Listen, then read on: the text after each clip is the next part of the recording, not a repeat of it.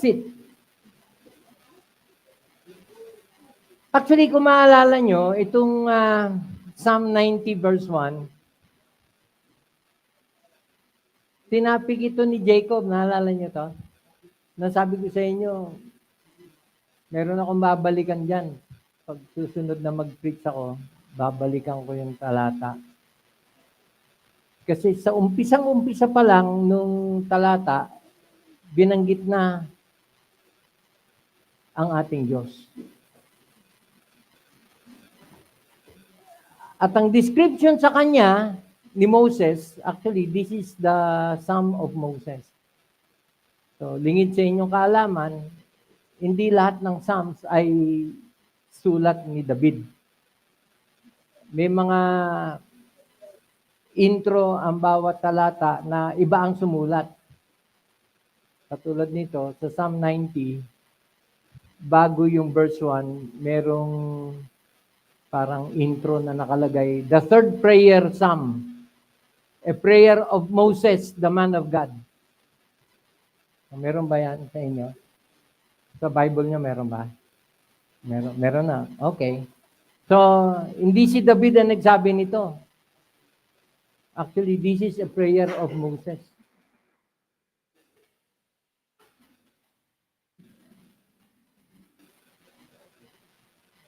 Wala naman na pinsala, walang nasaktan. Ang mahalaga, walang nasaktan ha.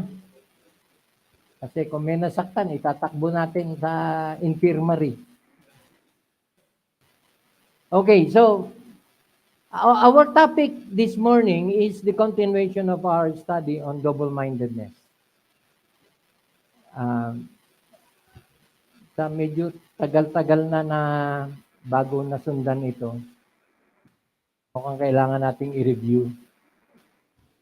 Pero bago ako mag-review, may pumasok sa isip ko na dapat linawin natin.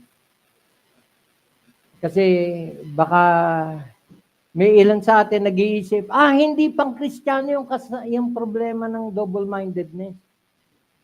Hindi raw pang Kristiyano. Pang unbeliever. Hindi. Kasi pag unbeliever ang isang tao, single mind lang siya. Hindi niya kailangan mag-double mind. Hindi pinag-uusapan ng tungkol sa Diyos sa isang unbeliever. Kasi sa totoo lang, yun yung description kanina ng wicked. Walang ibang Diyos ang wicked kundi sarili niya. Tama? Hindi nga niya kinikilala ang Diyos eh. Bakit?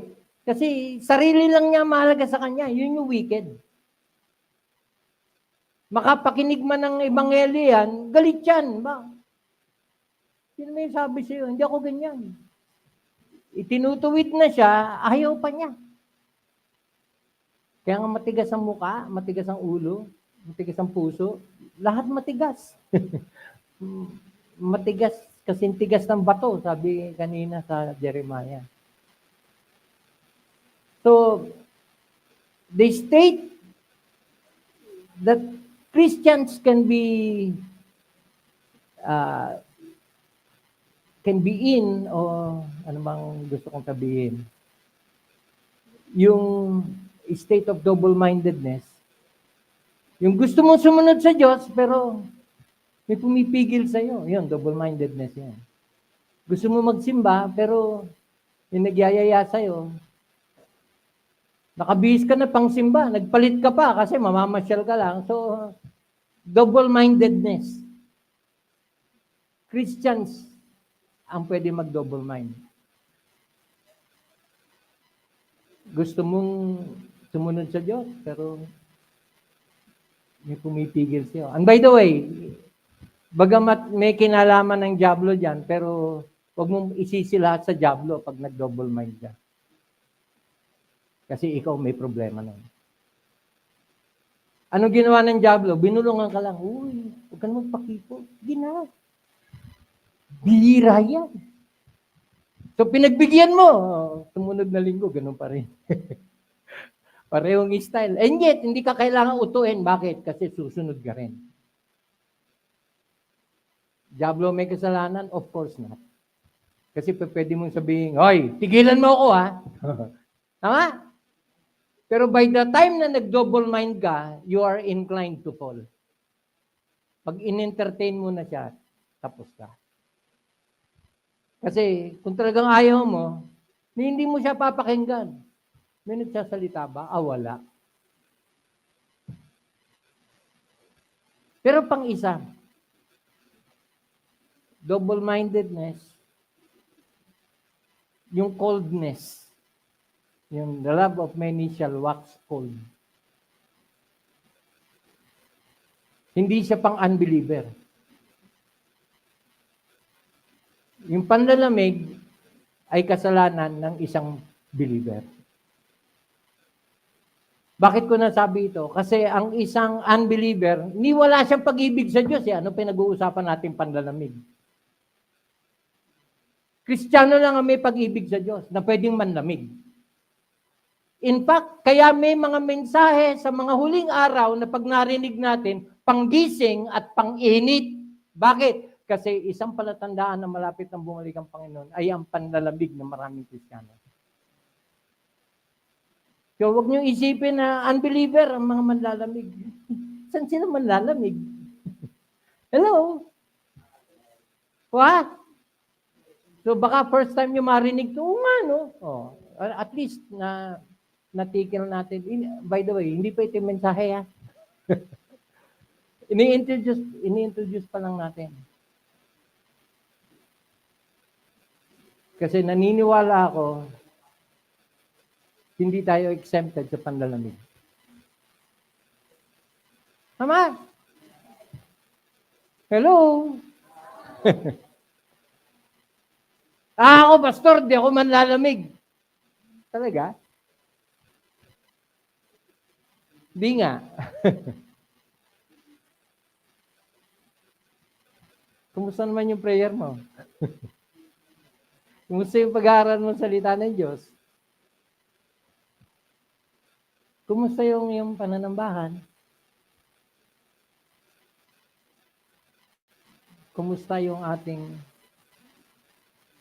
Kasi ikaw sa sarili mo nakakaalam kung may pagbabago sa damdamin mo. Of course, ang pag-ibig ay hindi lang damdamin, pero makakaasa ka, pag nanlalamig ka na, mararamdaman mo. At ang problema, pag hindi mo talaga sisiya sa atin ng sarili mo, napansin na ng iba, ikaw hindi pa.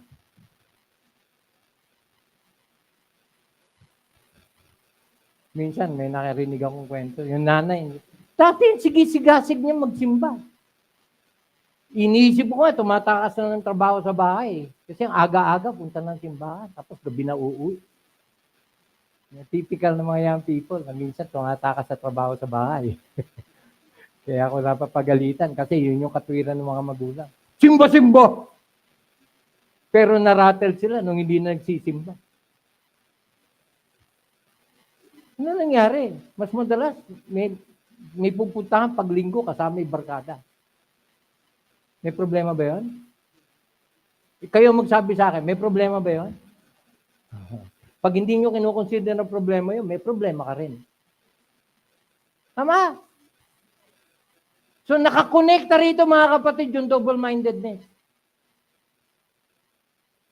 Kasi dati, ito lang ang takbo mo, ito lang ang iniisip mo, ito lang ang gusto mo. Ngayon, ang dami na. Nalilito ka na kung ano uunahin mo. Dati ang Diyos lang, ngayon ang dami nila. Hello?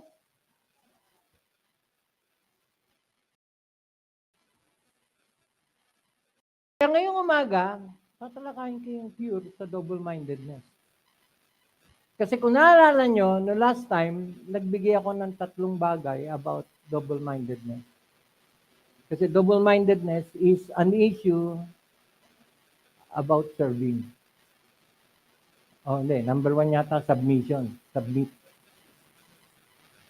Double-mindedness is the issue of submission.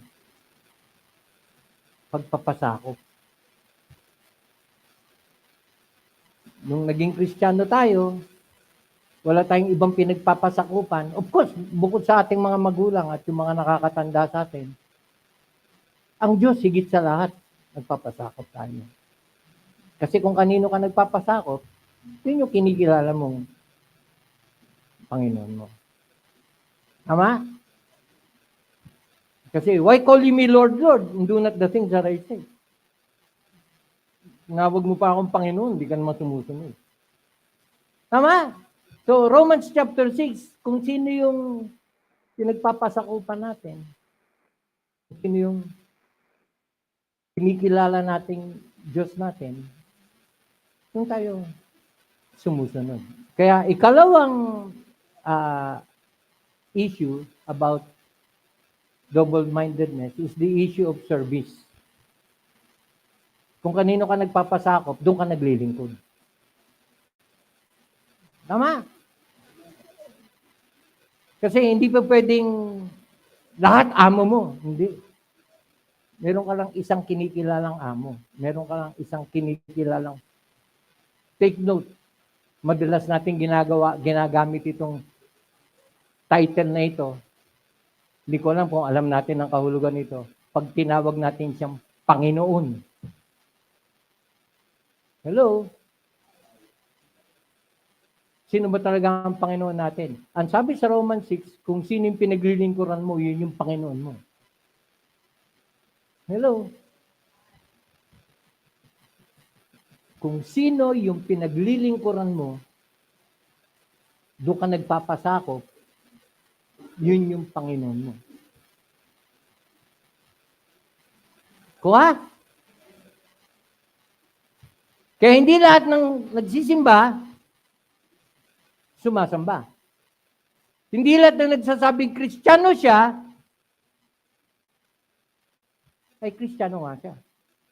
Bakit? Kasi makikilala mo yung tunay na Kristiyano. By their fruits, you shall know them.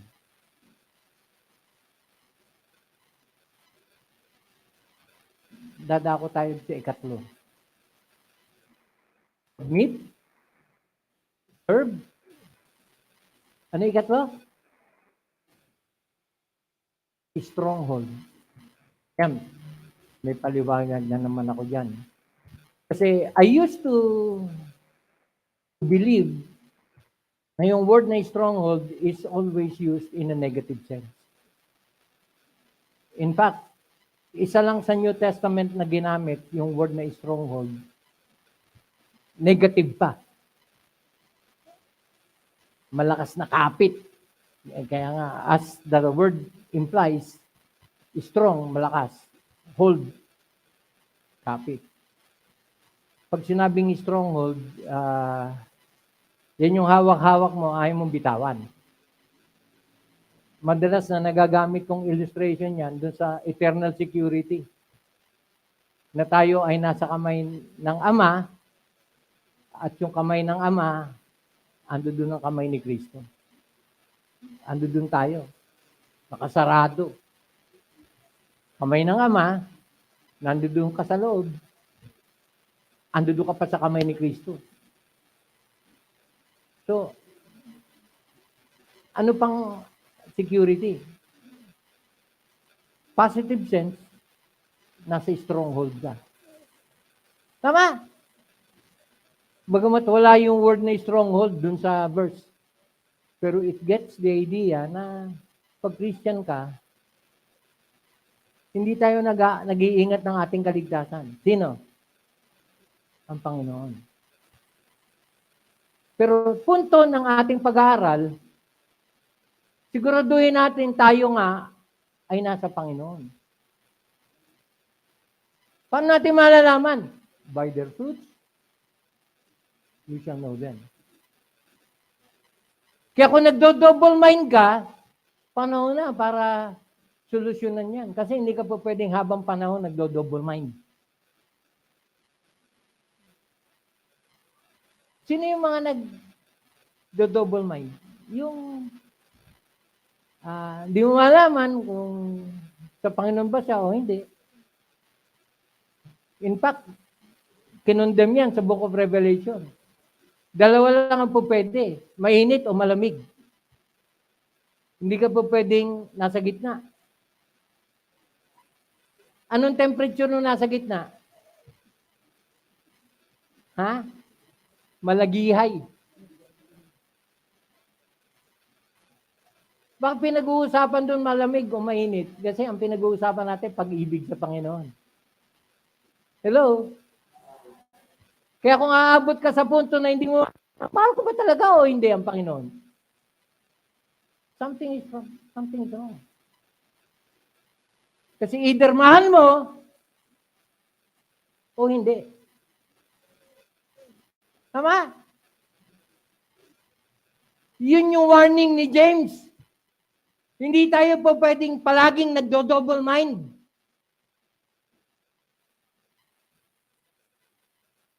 May problema ba yung pagiging double-minded? Problema ba yan?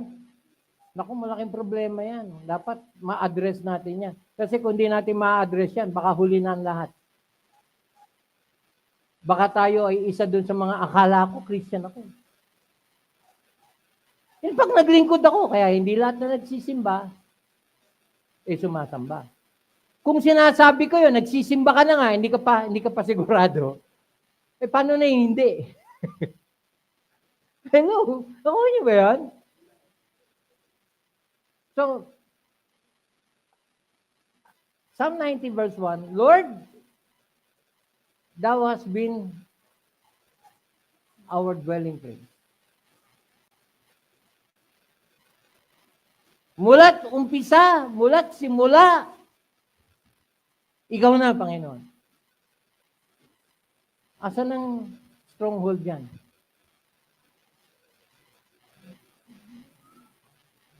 The word dwelling place.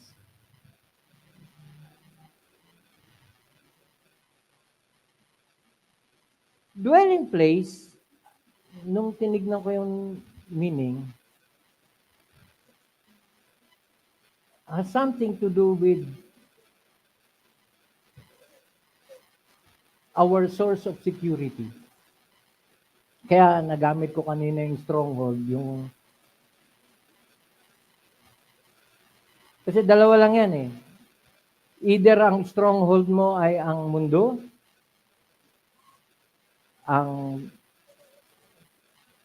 kasalanan na kinahuhumalingan ng mundo, or ang stronghold natin ay ang Panginoon. Kanino ka malapit, kanino ka kumakapit, and I'm using the words so that mag-i-stick sa isip natin. Pag mananampalataya ka, hindi ka lang malapit sa Panginoon, nasa Panginoon ka. Ang Panginoon ay sumasa atin at tayo ay sumasa Kanya. Speaking of ugnayan, kaya ang ating security, wala sa atin. Na kanino? Nasa Panginoon. Yun yung verse 1.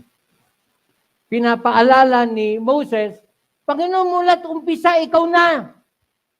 Walang iba. Ligtas kami sa iyo. Walang makakagalaw sa amin. Walang makakaagaw sa amin. Bakit? Sapagkat ikaw ang tanggulan namin. That's the word, dwelling place. And the idea of a dwelling place is that hindi ka lang, ano tawag dito? Hindi ka lang nakatira kung hindi komportable ka. The word dwelling place. Pasensya na, titingnan ko lang yung outline ko kasi ayan, okay, nakita ko na. Ang dami ko outline kasi sa sobrang tagal, tuwing may madadagdag sa kaalaman ko, gagawa akong panibagong sheet. So, hindi ko siya na-finalize dun sa final message, kundi yung lahat ng mga nadagdag, nakahiwalay yung sheet. At as usual, yung sheet na sinasabi ko ay resibo sa grocery. Kasi minsan naabutan ako sa kotse, hindi ko na problema kung ano yung nandoon na papel, sinulatan ko. Ayan. Kaya, para patunayan sa inyo marami,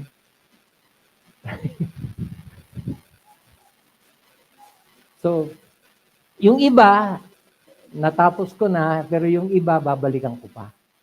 Kasi konektado siya doon sa sasabihin ko ngayon. May warning sa atin, love not the world, neither the things that are in the world. Alam niyo kung ano yung warning na yun? Huwag tayong kumapit sa mundo. Hello?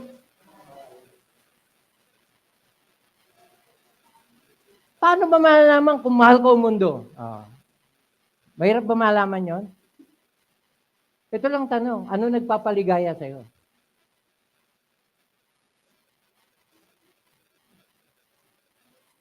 Yun lang yung tanong.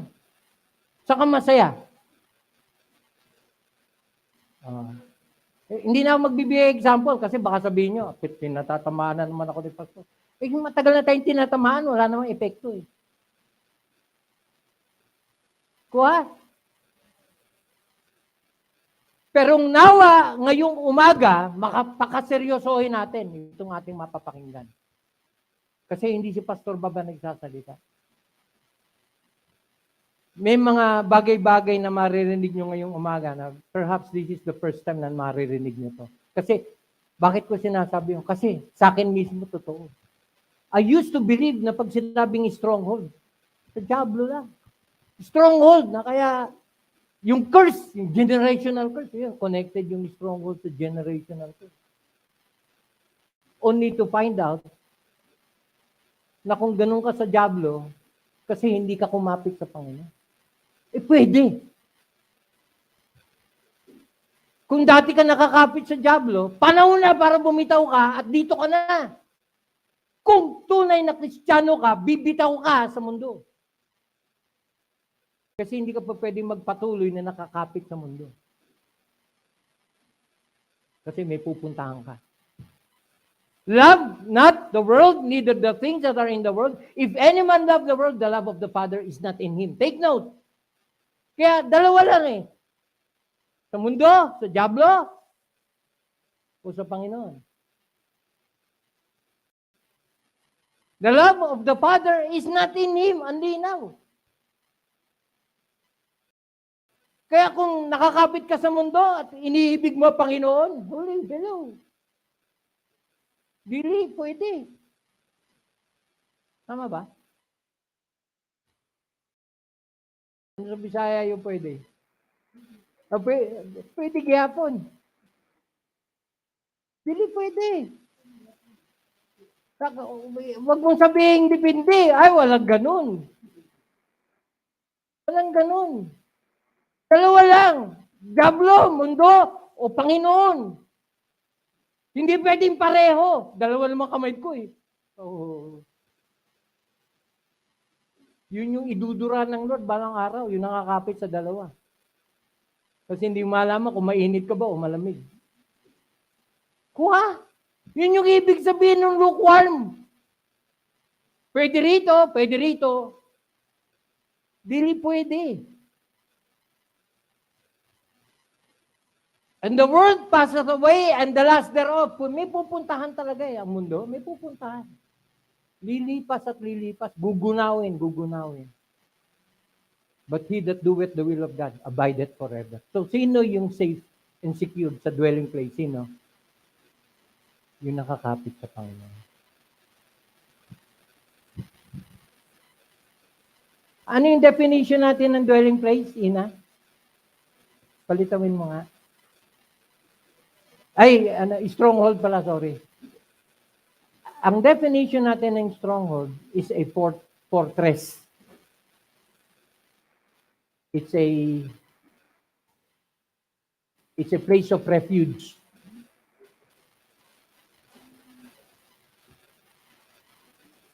Ako naipalabas mo yan.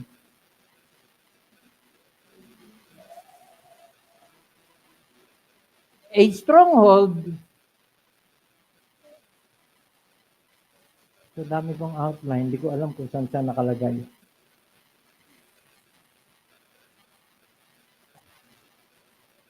Stronghold. Basta, ang stronghold, by definition, is a high place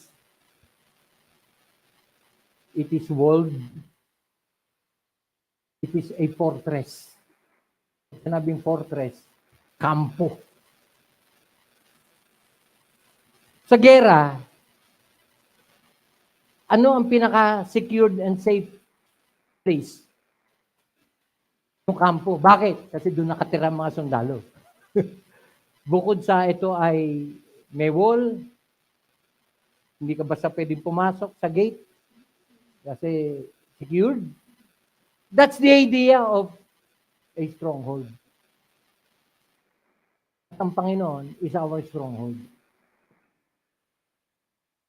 What's the idea? We are safe in Him. What?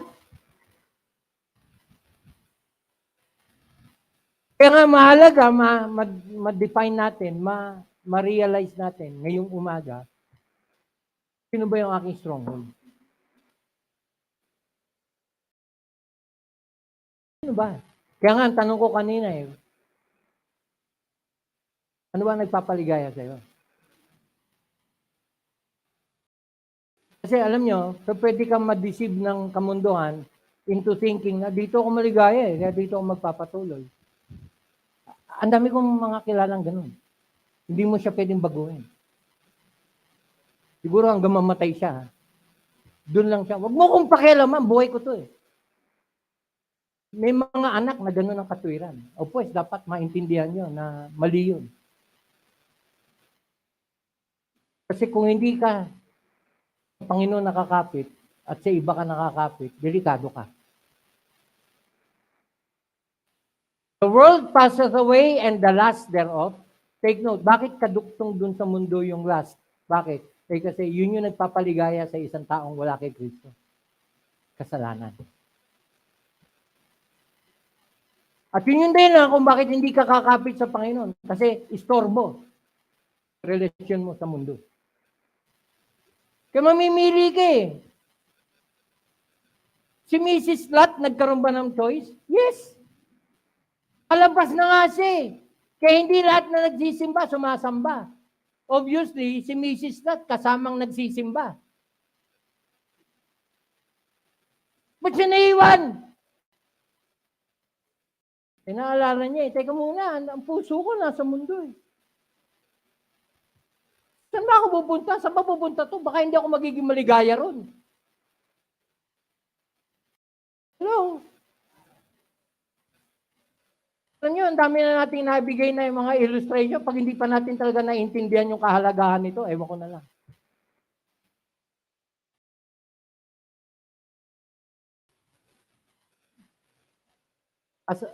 Nakita mo na, Ina?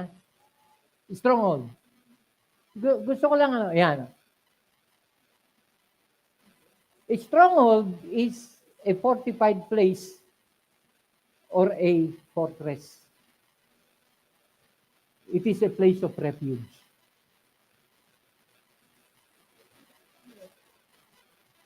It speaks of a defense.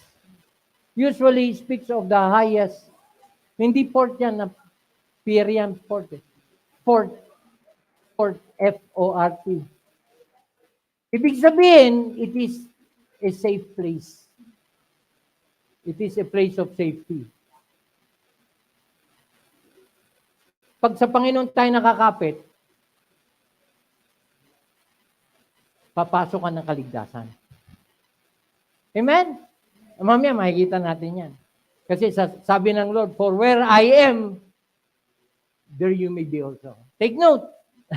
Kaya napakalaga ng relasyon sa Diyos. Napakalaga kung kanino ka nakakapit. Kaya wag mong i-expect papasok ka ng langit kung hanggang ngayon nakakapit ka sa kasalanan. Kasi dalawa lang yan repent or perish. Maraming mapupunta ng impyerno, akala nila papunta sila ng langit. Bakit? Hindi nila sineryoso kanilang buhay Kristiyano. Akala nila yung pamumuhay ng naligtas sa biyaya, pwede magkasala ng wantusawa. Walang gano'n. Kasi kung tunay na natikman natin yung biyaya ng kaligtasan, kapatid, ang isang palatandaan nito, pagbabago ng buhay. Kaya ka susunod. Kasi the more na sumusunod ka, the more binabago ka. Hindi ka naman nagbago sa sarili mo. Hindi. Yung biyayang natanggap mo, yun yung nagtulak sa atin para magbago. Bakit? Kasi nagkaroon tayo ng pagnanasang sumunod.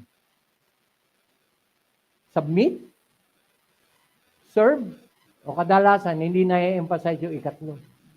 Stronghold. Kasi doon, magaang ang kapit ng may mga Kristiyano na ayoko naman sabihin agad na hindi Kristiyano. Pero aminin natin, marami balang araw ang masisipwreck. Kasi sino yung tatalikod sa pananampalataya? Napapahaba yung introduction ko. Pumapasok na ako sa punto ko. Sino yung balang araw masisipwreck? Sino? Yung komportable sa kanyang buhay habang namumuhay sa kasalanan, pero naniniwala siyang Kristiyano siya. Sila yung shipwreck. In the last days, perilous time shall come. Some shall depart from the faith. Take note.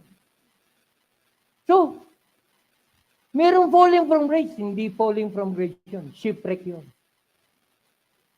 Some shall depart from the faith. Oh, nasa pananampalataya. Yun yung akala nila. Pero mapapatunayan na talaga wala sila sa pananampalataya kasi iiwan nila. At nangyayari na ngayon yan. Nangyayari na ngayon yan.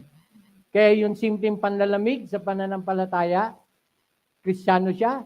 Kaya nga, dapat i-determine na natin ngayon. Ano ba itong panlalamig ko? Palatandaan ba ito nang hindi ako tunay? O palatandaan ito na nais ng Panginoon tawagin ako para bumalik sa Kanya kasi napawalay ako sa Kanya. Kasi posible yun. Posibleng mag-backslide ang isang Kristiyano. Ano yung backslide? Yung medyo bibitaw. Yung medyo lilis ng konti. Kaya ang sabi ng Panginoon, huwag kang liliko sa kaliwa o kanan. Diretso lang. Ha? Huwag kang liliko sa wala at sa tuo. Diretso lang. Tinanong ko si Tata. Ano sa Bisaya yung diretso? Straight. English yun. English ng Binisaya. Pastor, gano'n lang yun. Straight. Kasi tuo, wala. Kaya mga nangangaliwa, walang mangyayari sa iyo. Wala eh. So,